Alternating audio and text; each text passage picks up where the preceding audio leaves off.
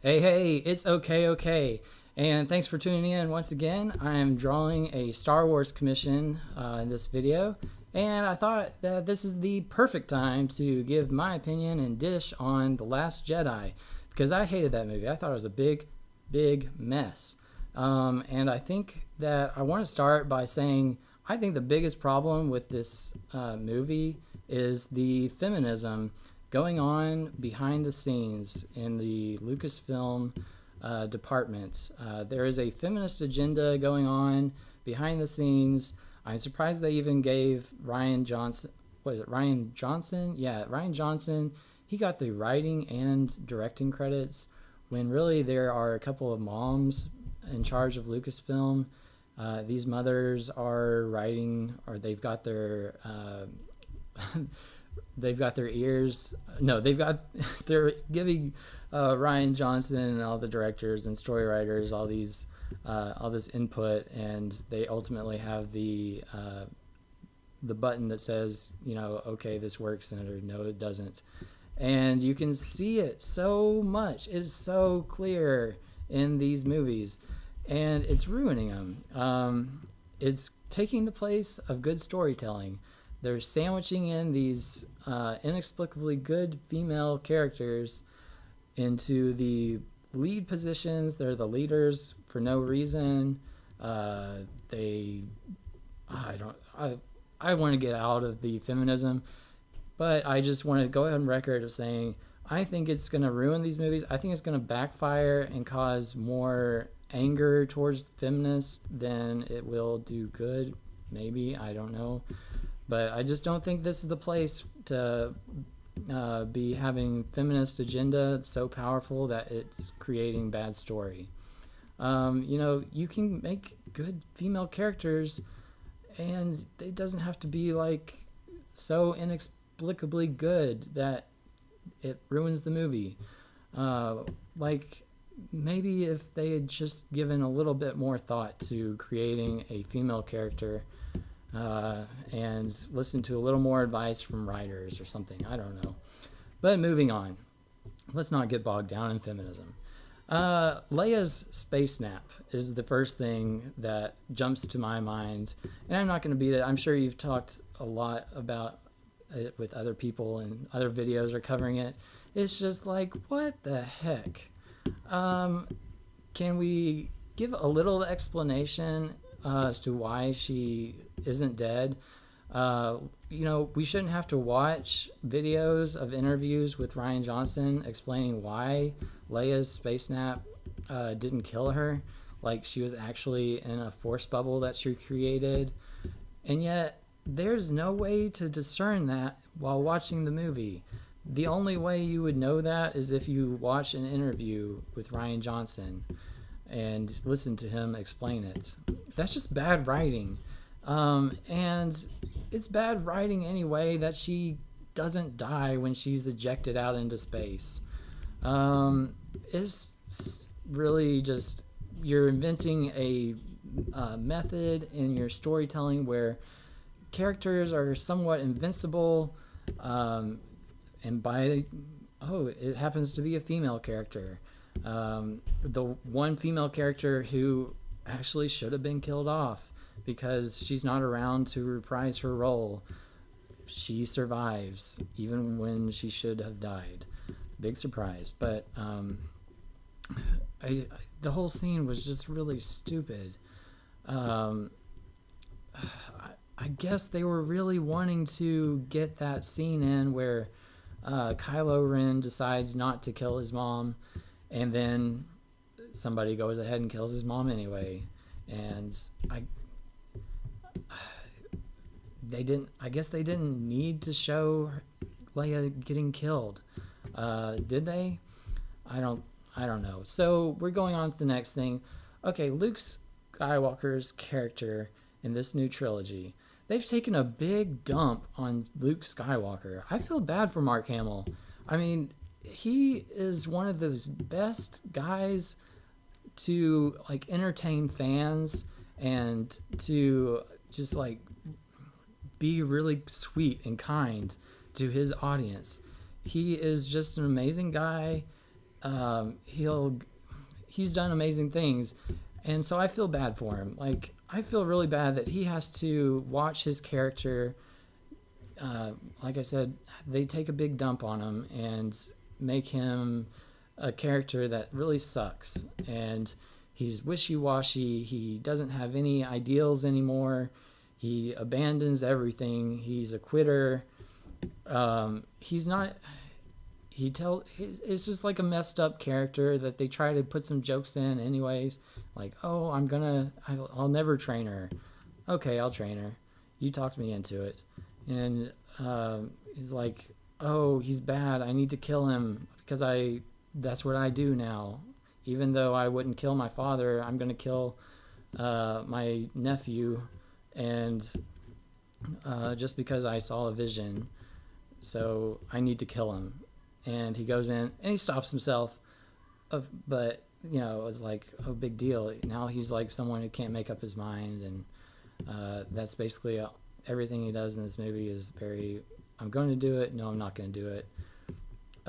And it's really just this like feeling that they're trolling the audience, and they're trolling the Star Wars fans in their audience. All right, so I totally agree with Mark Hamill, that I fundamentally disagree with everything they've done to his character, and I feel really bad for the guy having to do it because he's contractually obligated. So the other thing, while we're talking about Luke Skywalker, is what the heck with Rey's training? What the heck is going on there? I mean, she really had no need to come to this stupid island. All he did was tell her to reach out with her feelings. That's the extent of her stupid training. At least with Yoda, you get a few bits of wisdom, and you get him like exhausting himself and trying to lift an X-wing, all this crazy stuff, and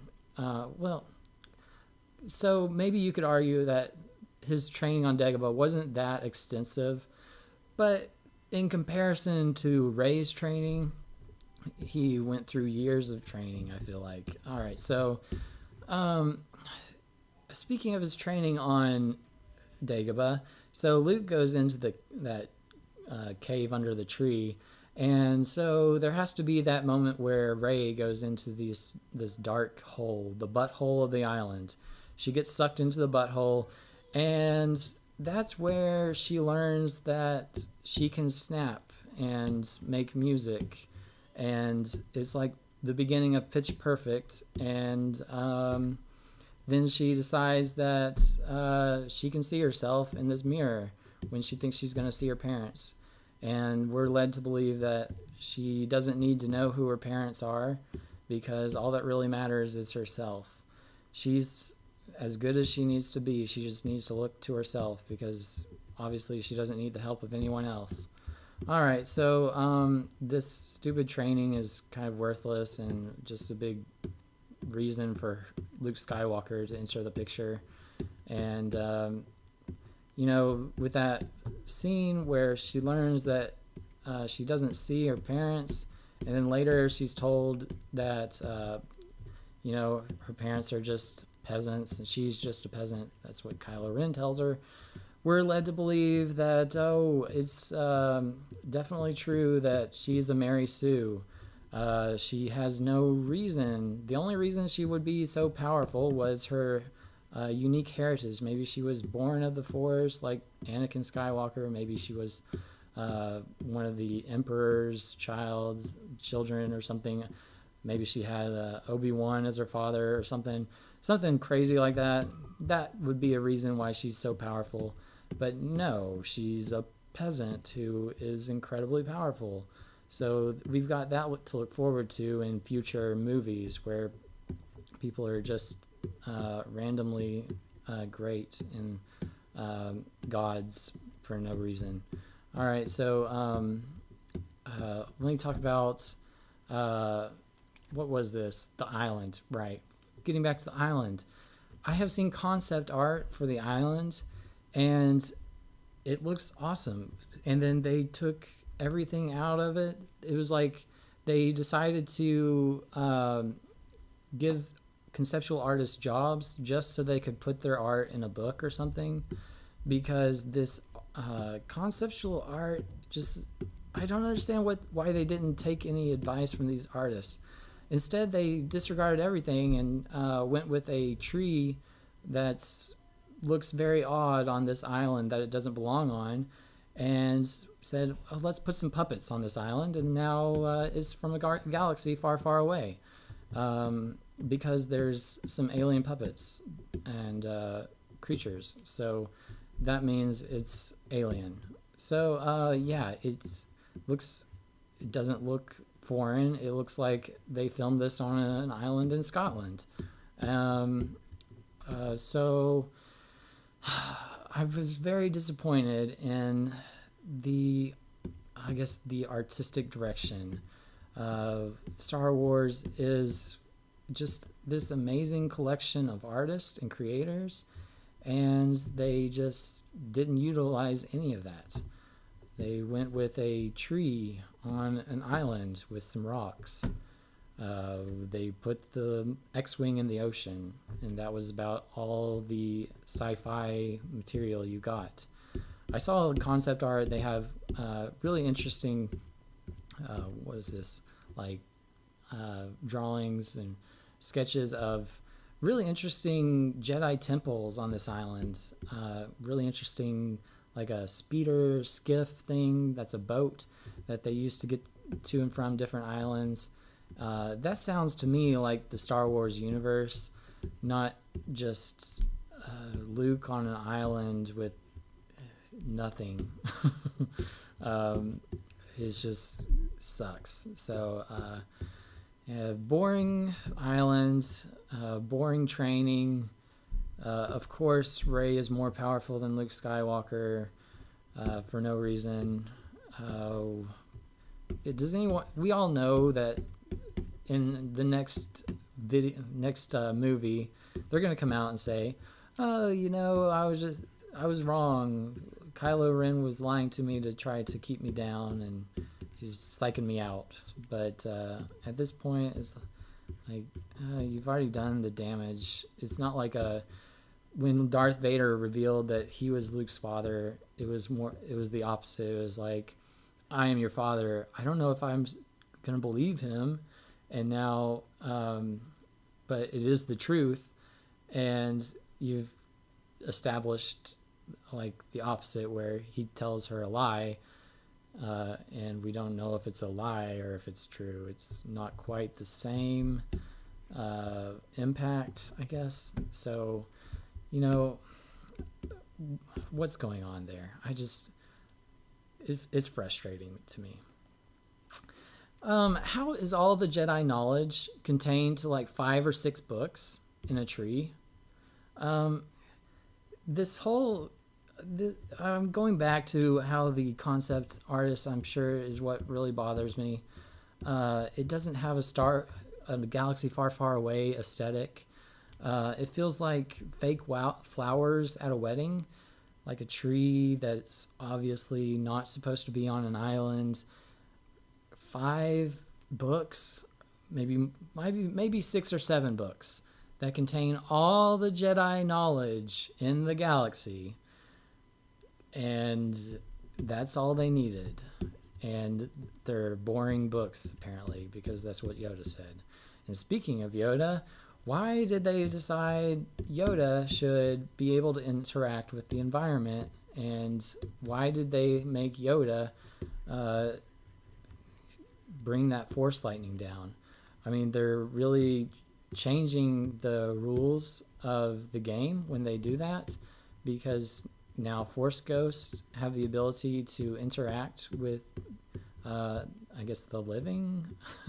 And it's kind of odd. Maybe only Yoda has that power, but I don't know. It's just setting up a precedent where why aren't force ghosts using their powers to help the living? Because obviously it's possible. I thought Yoda looked a little odd. I was happy they used a puppet and they got Frank Oz and all that. I just thought he looked weird.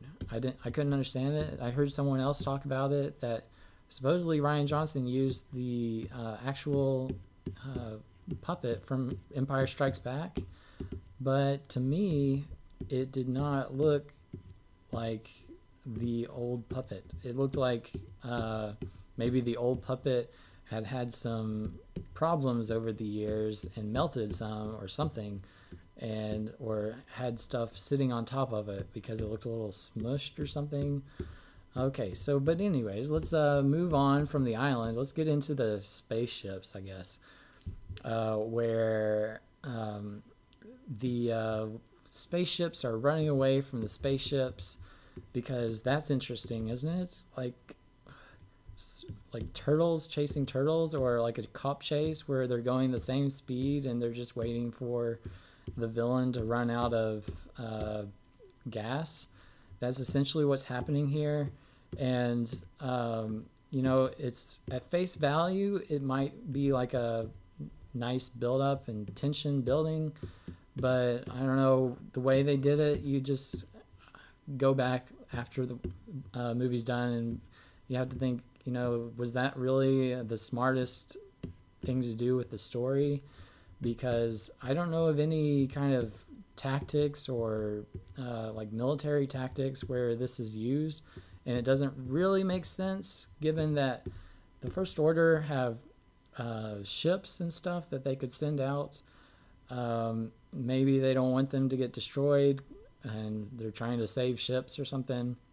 There is something like that in A New Hope when they don't shoot the escape pod shooting out because there's no life forms present, but need to conserve those lasers. And why do the first two capital ships not light speed through the fleet before they're shot to death? I guess. Why is the last ship the first ship to decide, oh, I can light speed into them and destroy their fleet? So the timing on that doesn't make sense. These people, they know they're going to die. They've got a capital ship, and it takes the purple-haired lady to be the genius to say, oh, I'm going to light speed into these ships and destroy them. And so the other ships know they're going to die. Why didn't they commit kamikaze to save the rest of the fleet?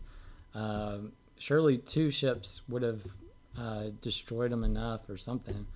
I guess maybe they would have sent out their tiny ships if the first two I don't know. It doesn't make a whole lot of sense to me why the first two capital ships didn't turn around and hyperspace into the fleet before they were shot down to death. All right, so next, why didn't some of the ships jump into hyperspace that weren't being tracked? Okay, and why did they never explain how they were tracking the ships? They allude to the mystery like they're going to explain it, like it's going to be a kind of a neat reveal. He's like, Snoke is talking to Hux before Kylo Ren comes in. He's like, oh, that's so clever how you track their spaceships that way. And then we're like, what way? How did he do that? Are you going to tell us? And then they're like, nope. It's the really smart way to do it. Just don't want to tell you how we did it. All right, so yeah, that's pretty stupid. And kind of a plot hole, I guess. Things that don't make sense in the plot. Why would the First Order, when they're chasing down ships and waiting for them to run out of gas, all right, so they've backed them into a corner. Why are they not tracking for escape pods and escape ships? That doesn't make any sense. If they've tracked them down into a corner and you've got like there's no escape for them on this big ship, why would they not be tracking for escape pods and little ships jumping ship. That's when they would take in their little ships and go destroy them. It doesn't make any sense that they would not be looking to blow up little ships trying to escape. All right, so they get down to the planet. Why does that Asian girl run into Finn when the whole subplot of that last third act is self-sacrifice and how it's great? Luke Skywalker goes out self-sacrificing. The blue-haired lady, Admiral of the Fleet, self-sacrifices, and that's an amazing thing they do, right? But no, Finn's not allowed to self-sacrifice because I guess diversity hire is a little too in love with Finn, and love is more important than self-sacrifice. I don't understand. It feels like bad writing. It doesn't. Whenever she did that, I'm sure a lot of people got real upset. It's like, this doesn't make sense. This is stupid. I was excited for Finn. Okay, so there's this moment where Finn is charging out there, and everybody's gone. Everybody runs away. Finn's still going, and he's gonna do it. There's this quick moment where they're zoomed in on him in the escape pod, or in the Bwing, crappy Bwing that's falling apart. It's not really a speeder thing. It's a Bwing that is part of their amazing conceptual artist and part of the rule that nothing can be anything different than the original trilogy unless it has an extra door, or it's missing a door, or it has a little bit more weapons or something like that. So, all right, so in this B-Wing that Finn is on, it's closing in on him as he's making this decision that he's going to sacrifice himself for the rebellion. Yeah, I had this moment where I was like, oh, that's awesome. Finn started this movie trying to run away, and now he's committed to the cause. He is now this great hero. But then that whole moment is just ruined when this lady bumps into him for love and to show him that self-sacrifice is not what the resistance does, when it doesn't make any sense. It just makes her look like a stupid person. So anyways, I didn't like the Asian character at all. Sorry that they made her Asian. I wish they would have given maybe the Asian character a different character, an Asian cast an Asian into a different character role, because I hate saying the Asian character was worthless and a bad addition to the movie, and it feels like they were just trying to do the opposite of whitewash and just pander to Chinese audiences. And that sucks. Why not just actually make a good Asian character? And from what I've heard, they brought that character in. They wrote that character in because originally it was Finn and Poe on this adventure together, but they didn't like how it was so it felt like they could exchange lines and no one would know the difference. So they brought in an Asian girl who had lived on this planet or something, and she knew more about it. And that planet was so important, right? Even it's just bad writing, big mess. And so as a writer, I'm not professionally credited on anything, but I write comics. So I'm looking at this thinking, how can I do better? My purpose in doing reviews like this or critiques is trying to learn from what they did wrong. And I am totally interested in hearing your thoughts, hearing what you think they did wrong or what they did right. I am doing a whole new series, a chapter 2, which is a sequel. And that was one of the biggest problems with this movie, is that it was a sequel and it didn't answer any questions. Okay, so we go back to Prometheus. I liked Prometheus. Not many people did, but I liked it. it set up a ton of questions and totally opened up a universe to explore in the Alien universe, rich with lots of cool themes like creator, god, engineers, xenomorphs, all these like, what is their purpose?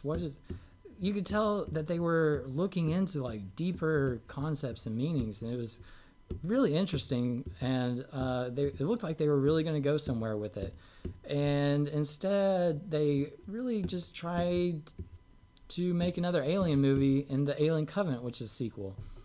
The sequel to the Prometheus ruined Prometheus for me, which is kind of sad because I actually liked Prometheus, even though it had problems. It had lots of problems. I still liked it. I liked that, the questions. I liked just being able to, imagine what would come next, and then what came next was really just a disgrace to the universe of Alien. And that's why I held off my judgment. I liked The Force Awakens. I thought it was enjoyable. How could it not be? It was basically a carbon copy of A New Hope, but it was exciting. It was more exciting than A New Hope, even though that was about the only thing more interesting about A New Hope. I mean, the only way A Force Awakens was better than A New Hope was that the excitement was always there. In no way did I like Force Awakens better than A New Hope.